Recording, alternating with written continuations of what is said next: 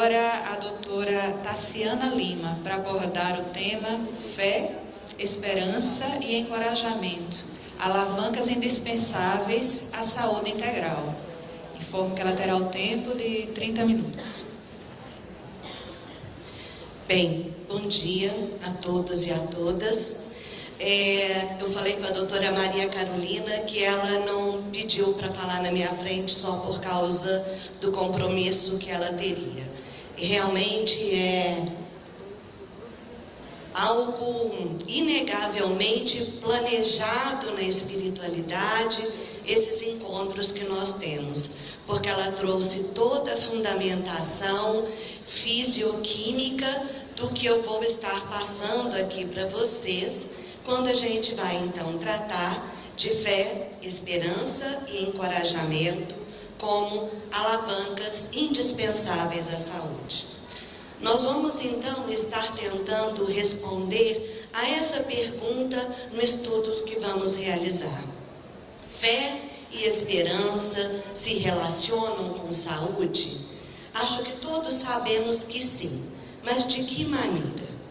Então nós vamos começar trazendo alguns conceitos sobre o que é fé e o que é esperança e estarmos ampliando a reflexão. Na questão 354 do Consolador, a pergunta é: podeis definir o que é ter fé?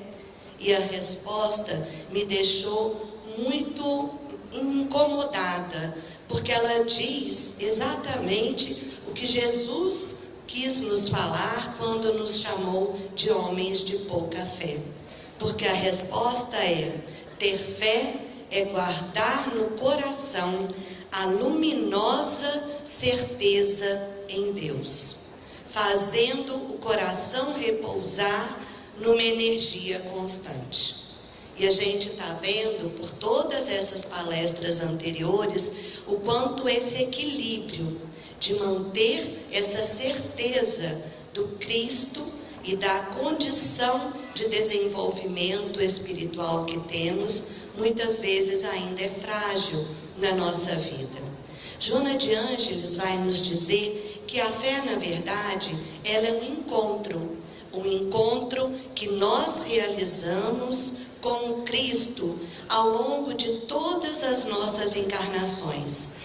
Então, quando a gente vê que a fé é inata, na verdade, essa fé é algo que nós trazemos como bagagem, resultados das experiências que vão ficando inscritas no nosso inconsciente e que cada vez mais se fixam.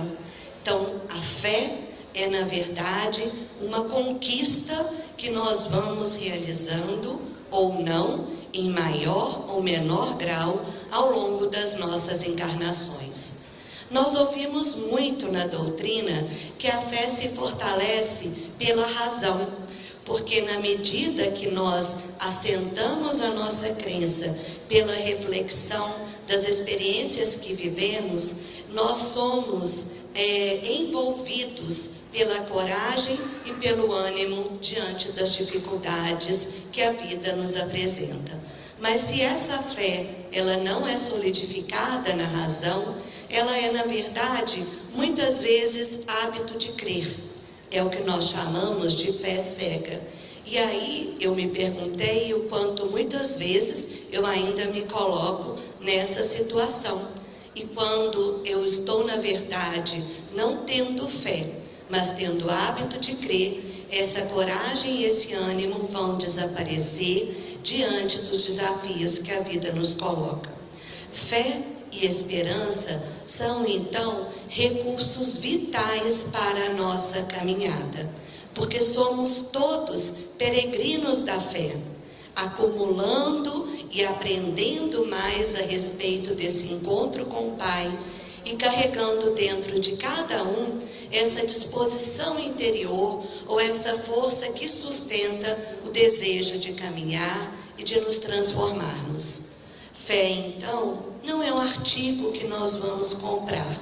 É uma experiência pessoal e intransferível que tem a função de ser o alimento espiritual e que se constitui numa convicção íntima que nós vamos estar elaborando.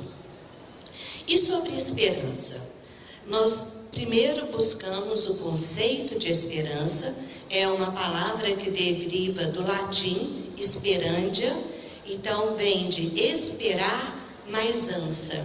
E esperar é uma ação ou estado de ação, não significa inércia. No dicionário Hawais, ele diz que esperança designa o sentimento de quem vê possível a realização daquilo que deseja, ou é uma confiança em coisa boa e ainda associa com a fé. Nós temos vários estudos, e eu selecionei um deles, do Peter Bucker, que é um sociólogo, historiador em Cambridge, que discute se nós podemos falar de esperança no singular ou de esperanças no plural. Porque ele diz que se o ato de ter esperança é algo que percorre todo o desenvolvimento da humanidade, os objetos dessa esperança, ao contrário, são delimitados pelo tempo histórico, pelo momento de vida da pessoa. E ele traz algo que começa a responder à pergunta, que a esperança é um conceito relacional dependendo da relação da pessoa consigo mesma e com os outros. Então, nós podemos sim estar trabalhando e sendo estimuladores da esperança nas outras pessoas. E que esse é um processo em contínua mudança. No Evangelho segundo o Espiritismo, nós vamos ver que Kardec coloca a esperança e a fé e a caridade como as três virtudes fundamentais e totalmente associadas. Ele diz assim: a esperança e a caridade são consequências da fé. Essas três virtudes são uma trindade inseparável. Não é a fé que dá a esperança de ver cumprirem-se as promessas do Senhor? Porque se não tendes fé, que esperareis? Não é a fé que dá o amor? Então, essas três são virtudes inseparáveis. E a gente vê que é muito importante refletirmos sobre esperança, porque muitas vezes nós entendemos que esperança é uma atitude passiva. E pelo contrário, quando a gente vai ver o significado do termo e os artigos científicos, e esse do Zeferino Rocha é muito interessante, o título é esse: esperança não é esperar, é caminhar. Ele nos diz que a esperança é um elemento constitutivo do ser, do existir no tempo, e que por estar sempre em movimento, não termina nunca de se atualizar. Quando a gente foi buscar no banco de dados da BIREME artigos sobre esperança e saúde, olha a quantidade de artigos que a gente encontra: 2.069. Saúde e fé, 56.624 artigos. E sobre encorajamento, 33. E no Medline, saúde e fé, nós temos 110.669 artigos. Esperança e saúde, 1.295 artigos. E encorajamento, 10 artigos. Por que eu trago isso? Porque é muito importante nós estarmos nos dando conta que quando nós falamos de fé, esperança e encorajamento como alavancas para a saúde, nós não estamos falando somente do que a doutrina nos traz, mas do que a ciência vem comprovando. E eu selecionei alguns artigos e quero trazer o que os pesquisadores têm falado a respeito. Esse autor, eu vou citá-lo algumas vezes, é o Luiz Nodi Nogueira Filho, no artigo Desafios do Médico na Manutenção da Esperança dos Pacientes Gravemente Enfermos. Ele diz assim: esperança é expectação de futuro positivo, a despeito das circunstâncias. É internacional e universal, mais do que uma tentativa primitiva e neurótica de modular o futuro, constitui-se numa resposta fluida, límbica e necessária a uma ameaça. Tanto a antecipação de algo favorável, quanto a aceitação positiva do inevitável. Nesse outro artigo, numa revista de bioética, o autor diz que a esperança é a sensação do possível, do plausível e limitada à realidade, pois seu objeto não pode ser fantástico nem impossível, sob pena de descambar para o desespero.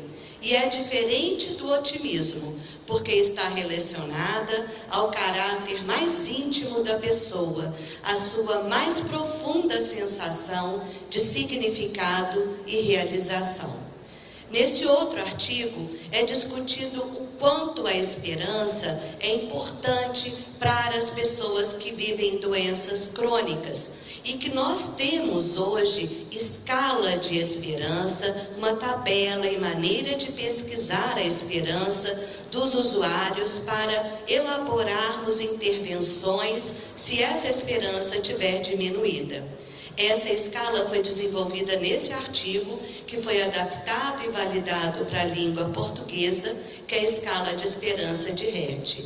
E ela nos diz o quanto é importante para o paciente com uma doença crônica ter esperança para buscar o tratamento e submeter-se a todos os procedimentos necessários, a mudar o seu estilo de vida, a sua rotina e a permanecer em tratamento. E aí eu fiquei lembrando da AME no Espírito Santo. Esse é um assunto que a gente discute muito, a adesão, a dificuldade da adesão do paciente que tem doença crônica, e a gente começa a achar um caminho por onde talvez a gente possa trabalhar melhor essa adesão. Essa é a escala, não vou me deter nela. E um outro autor vai ainda mais forte. Ele diz que parece um conceito simples, porém pode fazer a diferença entre a vida e a morte, ou no mínimo qualidade de vida, porque a esperança impulsiona o sujeito a agir, a se mover e alcançar. A falta de esperança o torna opaco, sem objetivos, aguardando a morte. Está relacionado ao bem-estar, qualidade de vida e prover forças para resolver problemas e enfrentar as dificuldades. Paulo Dalgalarrombo vem estudando no Brasil como que essas duas dimensões, religiosidade e saúde mental, se interagem, porque parece uma coisa mágica. E a gente teve a oportunidade de ver com a doutora Maria Carolina antes todo o mecanismo de como que então essas emoções vão atuar na nossa saúde. E ele diz que espiritualidade e saúde mental se interagem porque as diversas formas de religião fornecem um sentido para a vida, constroem uma perspectiva na qual o sofrimento, as doenças, a morte, as perdas inevitáveis que todo ser humano enfrenta passam a ser algo dotado de sentido.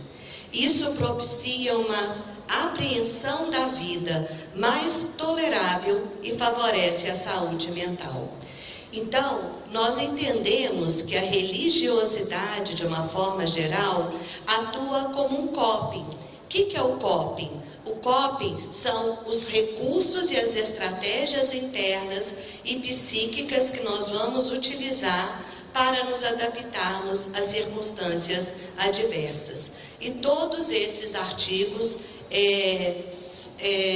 reforçam a importância de como a religiosidade, ao fornecer um sentido para a vida, ela traz a possibilidade de uma saúde melhor.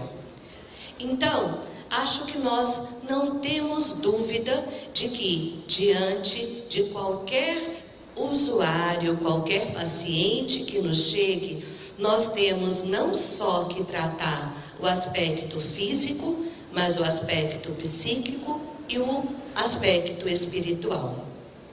Mas nós vamos refletir um pouco sobre como o modelo biomédico ainda é o que norteia a nossa formação. E daí a dificuldade de estabelecermos esse passo. Quem aqui já foi paciente? Paciente de uma doença grave? Levanta a mão. Alguns. Então vocês vão entender um pouco do que eu estou falando.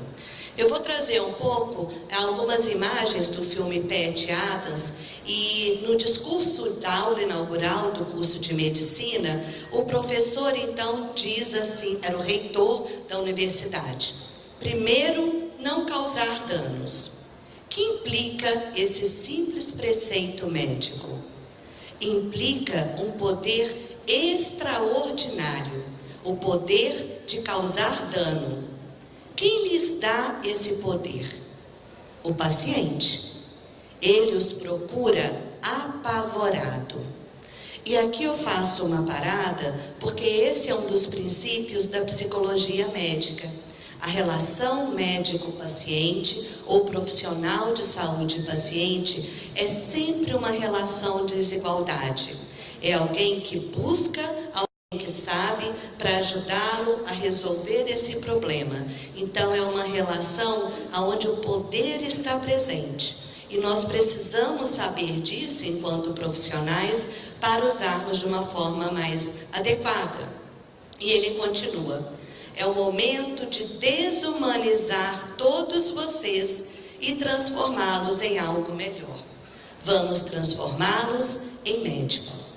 E os médicos que são formados, aqui já é um outro filme, é O Golpe do Destino, convido todos vocês a verem.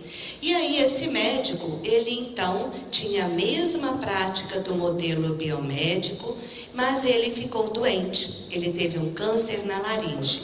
E aqui ele foi procurar a cirurgiã, a mais competente tecnicamente. Então, marcando a cirurgia dele. Transfira a língua ou a parótida e encaixe a laringe. E quando ele vai conversar, ela diz: eu sou uma médica, você é o meu paciente. Ao que ele diz: é esse o problema, não tem a menor ideia de como me sinto. Estou mesmo assustado. E já curado, na volta à sua atividade profissional como professor, ele complementa que os pacientes sentem-se constrangidos e vulneráveis, sentem-se doentes. Nós não podemos nos esquecer disso diante de todas as pessoas que nos procuram como profissionais de saúde.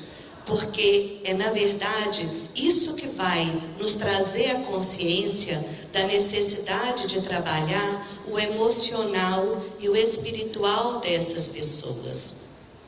Desde a década de 50, Exterman, que é um grande representante da psicossomática no Brasil, já dizia da importância de resgatarmos a história da pessoa e não a história da doença.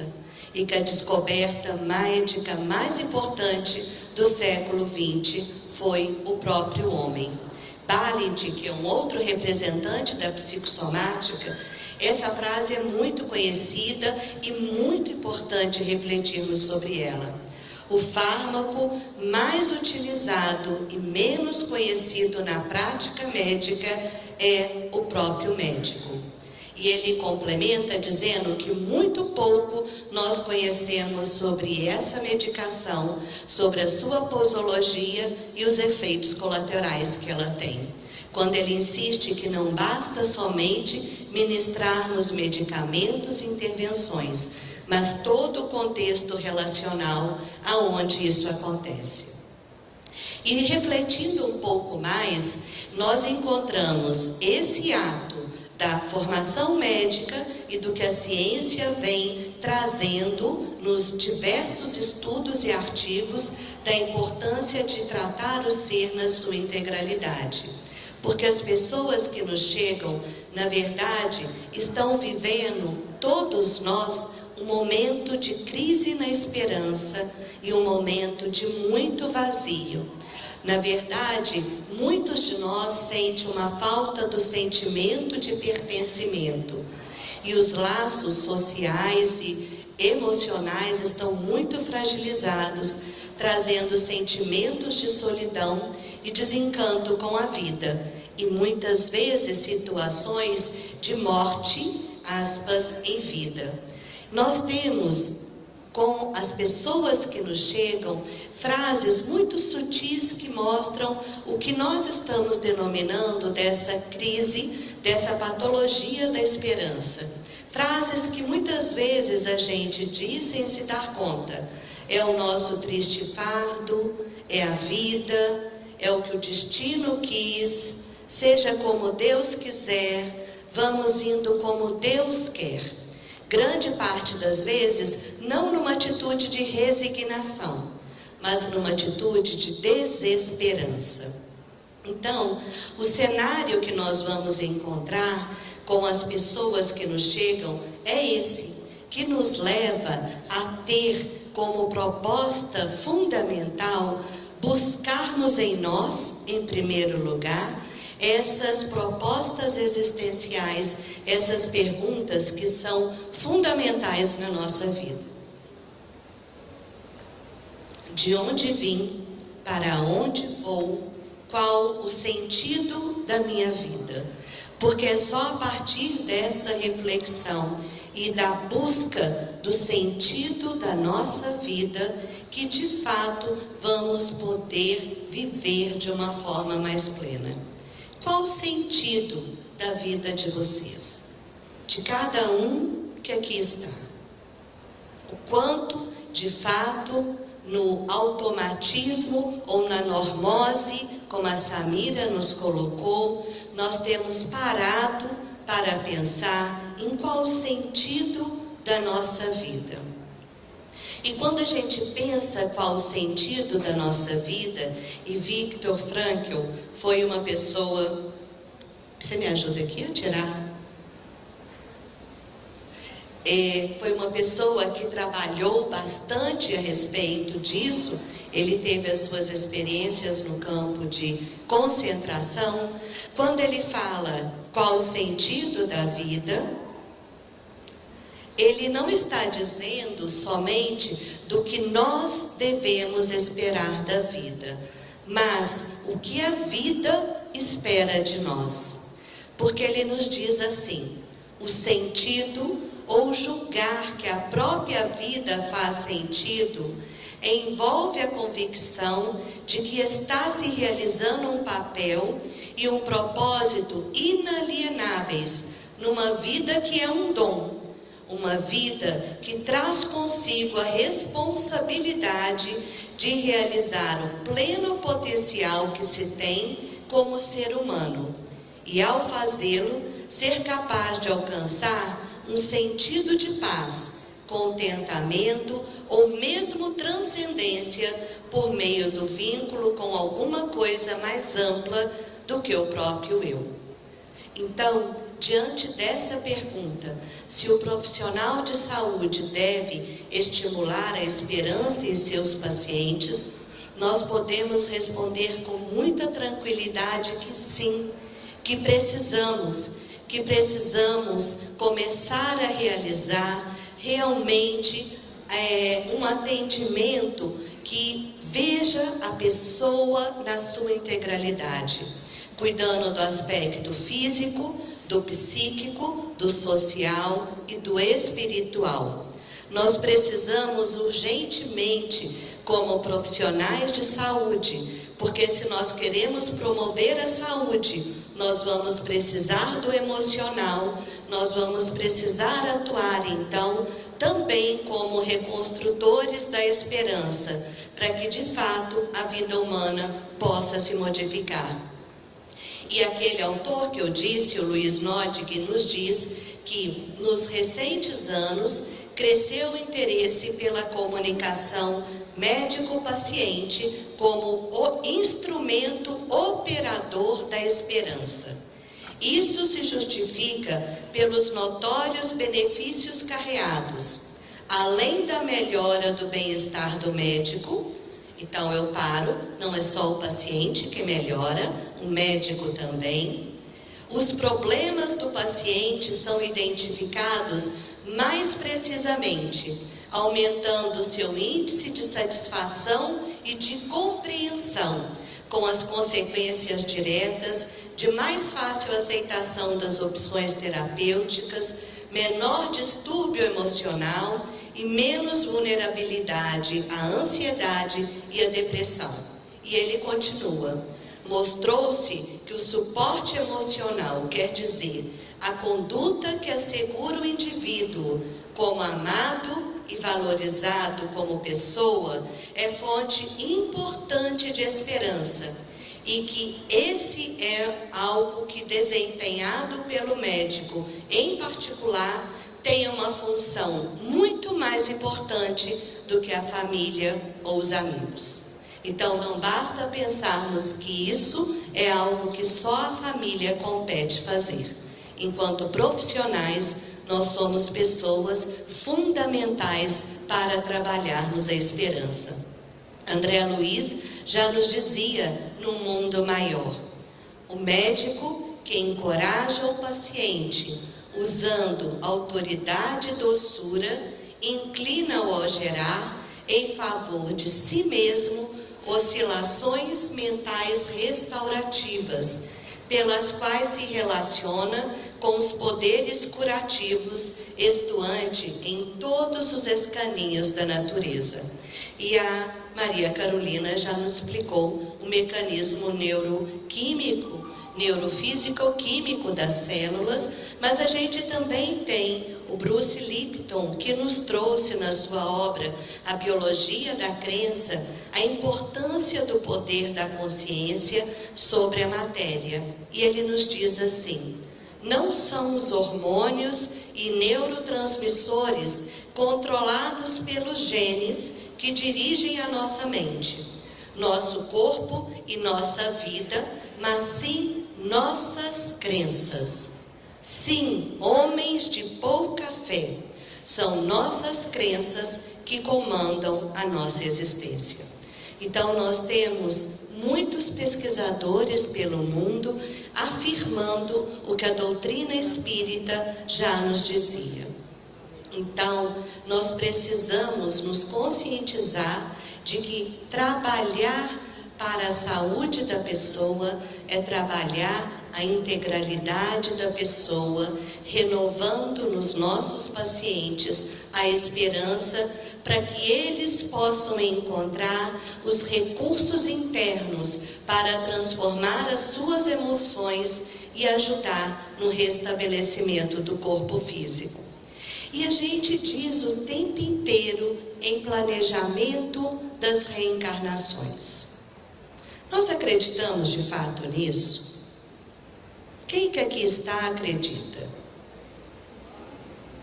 Que bom, pois é, aí é mais complicado o compromisso que nós temos. Porque se nós acreditamos que a nossa reencarnação foi planejada, tem um sentido estarmos todos aqui. E o quanto nós temos nos perguntado em qual o nosso papel nessa vida. Não só como pessoas, não só nas relações familiares e sociais, mas como profissionais. O que nós temos a desempenhar de fato no mundo. Porque a espiritualidade já nos disse há muito tempo que o médico do porvir conhecerá semelhantes verdades e não circunscreverá sua ação profissional ao simples fornecimento de indicações técnicas, mas vai se dirigir muito mais às providências espirituais, onde o amor cristão represente o maior papel.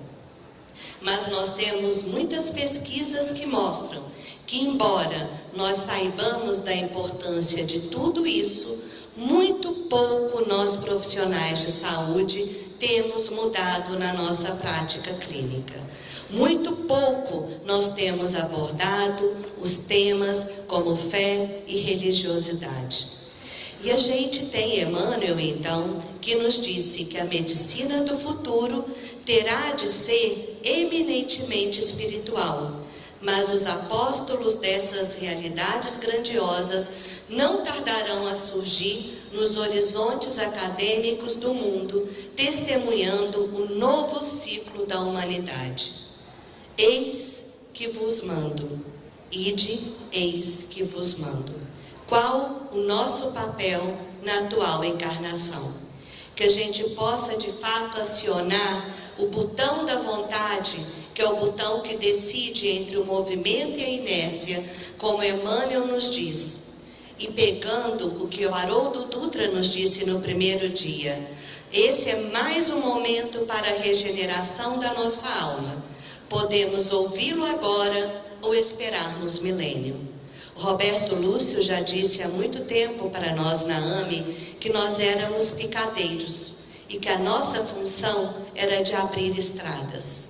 Abrir estradas para os que virão, para construirmos a integração entre ciência e religião.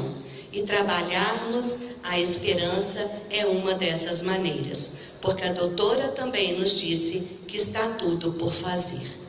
E o Cristo nos disse que quando fizermos a um desses pequeninos, é a Ele que faremos. E quando não fizermos também, é a Ele que não faremos. Nós temos então a possibilidade de escrever a nossa história. E a gente tem dito que nós precisamos de duas asas para a nossa evolução: razão e emoção. Mas na verdade, a nossa emoção, o nosso afeto, só vai poder ser vivido através do outro, através do desenvolvimento do amor. Então, para finalizarmos, eu vou trazer uma mensagem que o Roberto Lúcio recebeu no Hospital Espírita André Luiz para esse evento. E eu peguei o trecho final. E termina como uma prece. Imantado por vossa misericórdia, ajoelho-me, choro e agradeço. E mais uma vez vos peço, aumenta a minha fé, sustenta os meus passos e guia-me pelas veredas da verdade e da justiça, para que, aprendendo a amar, me transforme em minúsculo vagalume, que ao irradiar a sua humilde luz, faz lembrar a luz maior que sois vós mesmos e que destrói as trevas, a qual mantemos na ignorância e na fragilidade de nossos espíritos. Glória a vós, ó Pai, e que todos os vossos filhos se transformem em luzes de benesses na caminhada da vida rumo à felicidade. Que assim seja e que nós possamos de fato aproveitar esse momento para que ele seja um momento de mudança na nossa vida. Muito obrigada.